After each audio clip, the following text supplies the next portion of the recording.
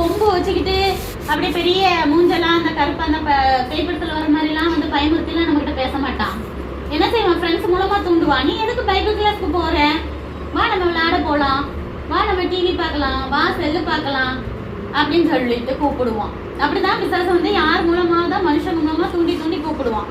நம்ம வந்து அப்படி போகக்கூடாது. நம்ம ஏசப்பா பிள்ளையா இருக்கோம்னா அந்த நேரத்துல வாங்க, விளையாடுற நேரம் ஒரு நேரம் வச்சுக்கோங்க, கொஞ்ச நேரம் விளையாடுங்க, மற்ற நேரம் என்ன செய்யுங்க, கொஞ்ச நேரம் படிங்க, கொஞ்ச நேரம் பேரண்ட்ஸ்க்கு கீழ்படிங்க, வீட்டுல ஹெல்ப் பண்ணுங்க, அம்மா அப்பா சொல்ற பேச்சை கேளுங்க, மற்ற நேரம் கொஞ்ச நேரமாவது என்ன செய்யுங்க, ப்ரேயர் பண்ணுவோம். உங்களுக்கு தெரிஞ்ச அளவுக்கு ஜெபிங்க. என்கிட்ட இப்போ உங்க ஃப்ரெண்டுகிட்ட எப்படி பேசுவீங்க? ஐயோ எனக்கு இன்னைக்கு வயிறு வலிச்சதுப்பா, இன்னைக்கு எங்க கிளாஸ்ல எங்க மிஸ் அடிச்சாங்கப்பா. வேற யாராவது உங்க கிளாஸ்ல தவிர மற்ற கிளாஸ் பிள்ளைங்கிட்ட அப்படிதானே பேசுவீங்க.